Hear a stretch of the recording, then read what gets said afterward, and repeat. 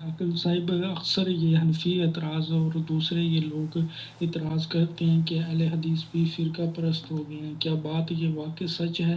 Engineer Mirza جیسے لوگ کہتے ہیں کہ اہل حدیث بھی ایک فرقہ ہے، اور جبکہ قرآن و حدیث ہمیں بتاتا ہے کہ ہمیں فرقہ پرست نہیں ہونا چاہیے۔ کہ پلیز اس حوالے سے آگاہ کریں، کیا واقعی اہل حدیث بھی ایک فرقہ ہے؟ کہ اہل حدیث بھی ایک فرقہ ہے؟ اگر اس کا مختصر سے جواب دوں کہ ہاں تو شاید آپ کو برا لگے، لیکن میں انجینئر علی مرزا صاحب آج کل کچھ لوگ یہ کہتے ہوئے نظر آتے ہیں کہ اہل حدیث بھی فرقہ بن چکے ہیں، اور یہ بات اکثر ایسے لوگ کہتے ہیں جو خود کو غیر فرقہ وارانہ ظاہر کرنے کی کوشش کر رہے ہوتے ہیں، لیکن سب سے زیادہ زہر اگر وہ اگلتے ہیں تو اہل سنت والجماعت یا اہل حدیث کے خلاف ہی اگلتے ہیں۔ دوستو، بھائیوں اور بہنوں، یہ جو سوال ہے ہمیں اسے تھوڑا سا براڈ مائنڈ ہو کر اندھی تقلید کی اینک کو، چشمے کو اتار کر تعصب کی سننا پڑے گا۔ جی ہاں، کیا ہر گروہ فرقہ ہوتا ہے؟ اور کیا ہر نام گمراہی کی علامت ہوتا ہے؟ اور کیا قرآن و حدیث ہمیں کوئی حق پر قائم گروہ بتاتا ہے کہ فرقے بنے ہیں، لیکن ان فرقوں میں ایک فرقہ ناجیہ بھی ہے؟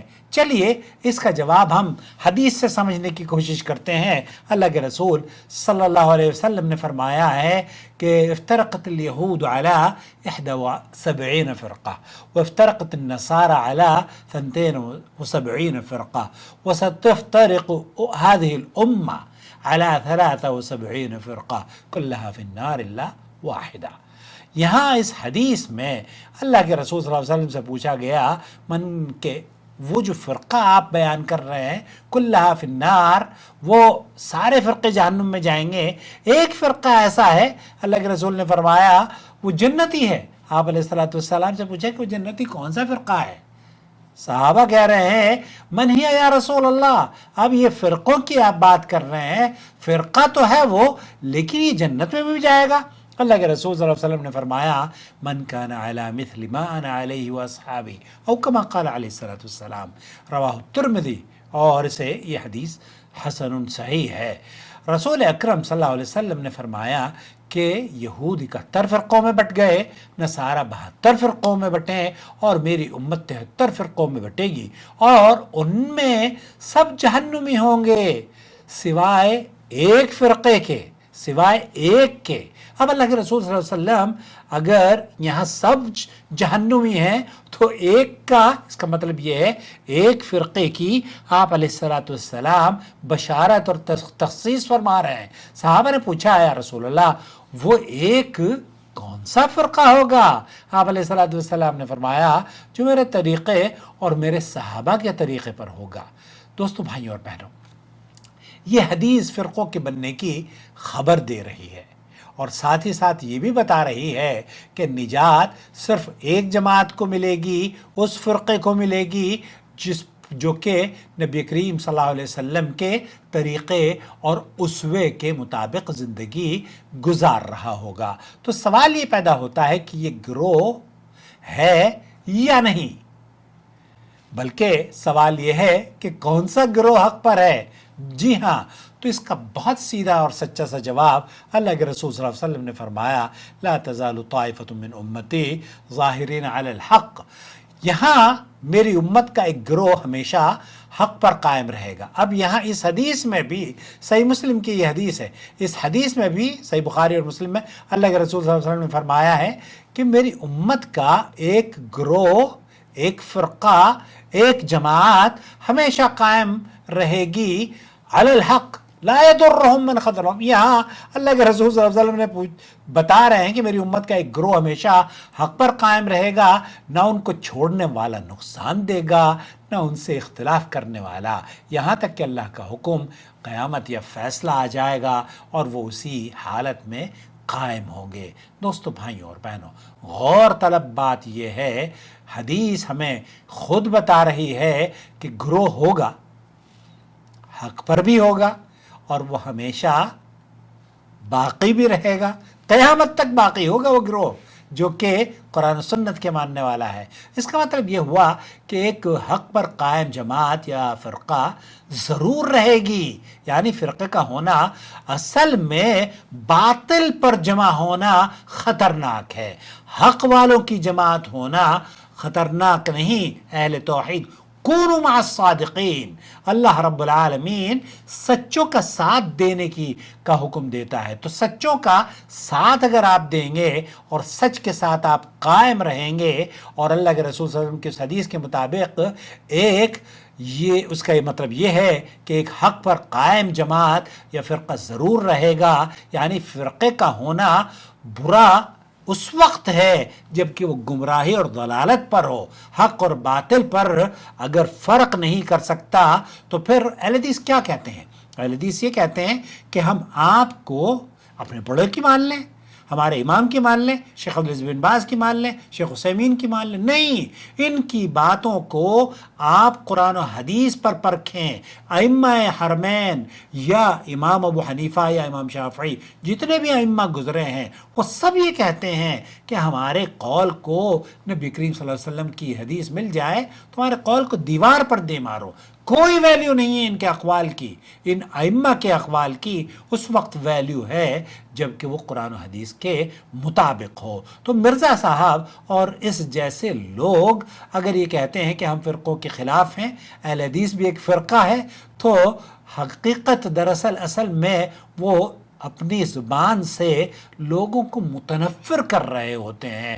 اگر فرقے سے مراد ہر گروہ ہے تو وہ طائفہ من امتی کو آپ ان سے پوچھئے کہ طائفہ من امتی کا کیا مقصد ہے۔ اگر فرقہ ہونا گمراہی ہے تو پھر جنتی فرقے کا نبی کریم صلی اللہ علیہ وسلم نے تذکرہ بھی فرمایا، اور صحیح مسلم کی حدیث ہے ایک گروہ ہمیشہ حق پر قائم رہے گا نا۔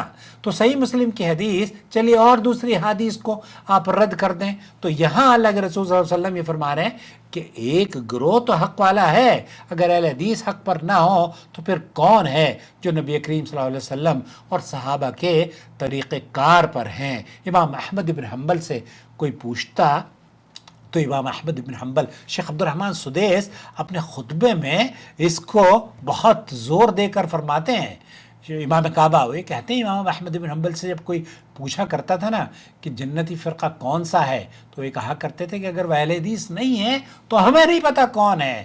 تو اسلاف کے ہمارے بزرگ اس بات کو دہرایا کرتے تھے کہ اگر حق پر جانے والے اہل حدیث نہیں ہیں تو پھر ہمیں نہیں پتہ کون ہے۔ تو اہل حدیث قرآن و سنت کے ماننے والے ہیں، اہل حدیث سلف صالحین کے منہج کے پیروکار ہیں، اہل حدیث مذہبی تعصب، انتھی تقلید اور اکابر اور بزرگوں کی پیروی کے قائل نہیں ہیں۔ آپ ان کی بات کو تسلیم کریں، لیکن دین قرآن اور حدیث کا نام ہے۔ انجینئر علی مرزا صاحب لوگوں کو دراصل خود ایک فرقہ واریت سکھاتے ہوئے نظر آتے ہیں، اس لیے فرقہ ناجیہ سے وہ آپ کو الرجک کر رہے ہیں تاکہ آپ ان سے بچ جائیں۔ اور جب وہ کیا کر رہے ہیں بیچارے، وہ تو اللہ ان کو ہدایت دے دے، شیطان ہیں جو کہ آپ کو اہل حدیثوں سے متنفر کرنے کی کوشش کر رہا ہے۔ ذرا غور کیجئے ہم کیا کہتے ہیں، ہمارے اکابر، ہمارے علماء، ہمارے مشائخ کیا کہتے ہیں۔ شیخ عبدالعزیز بن باز سے پوچھا گیا، شیخ عبدالعزیز بن باز کہتے ہیں امام ابو حنیفہ، امام مالک، امام شافعی، یہ سارے ائمہ ہمارے امام ہیں، اللہ ان کی قبروں کو جنت کا باغ بنائے، لیکن دین قال اللہ اور قال الرسول کا نام ہے۔ آپ پاکستان میں بیٹھے ہوئے عالم کو لے لیجئے، ہندوستان میں بیٹھے ہوئے عالم کو لے لیجئے، اہل حدیث عالم کو، یا بنگلہ دیش، ایک دنیا کے کسی اہل حدیث عالم کو لے لیجئے، وہ یہ نہیں کہے گا کہ مولانا تھانوی کو مان لیں یا مولانا بن باز کو مان لیں یا فلانے کو مان لیں یا مفتی فلانے کو مان لیں، نہیں، ان کا موقف یہ ہوگا، وہ یہ کہے گا اللہ اور اس کے رسول کو مان لیں۔ یہی ہماری دعوت ہے۔ یہ لوگ آپ کو انتھی تقلید کی دعوت دیتے ہیں اور ہم آپ کو صرف قرآن اور صحیح احادیث اور سلف صالحین کے فہم پر عمل کرنے کی دعوت دیتے ہیں۔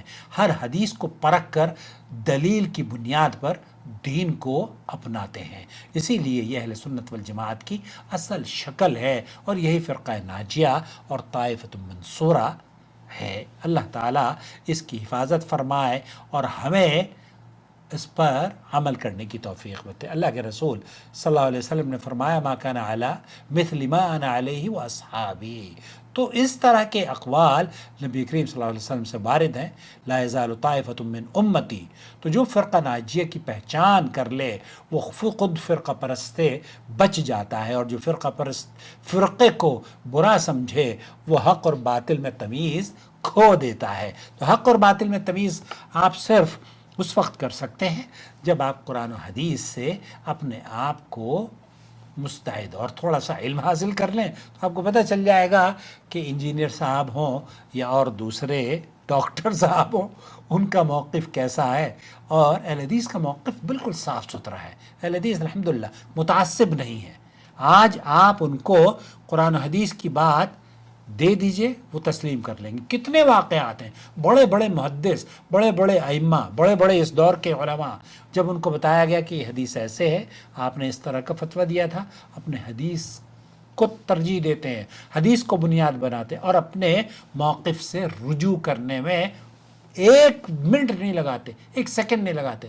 تو ہم آپ کا بہت شکریہ ادا کرتے ہیں۔ اس چینل سے جڑ جائیے اور سبسکرائب کر لیجیے ہمیں۔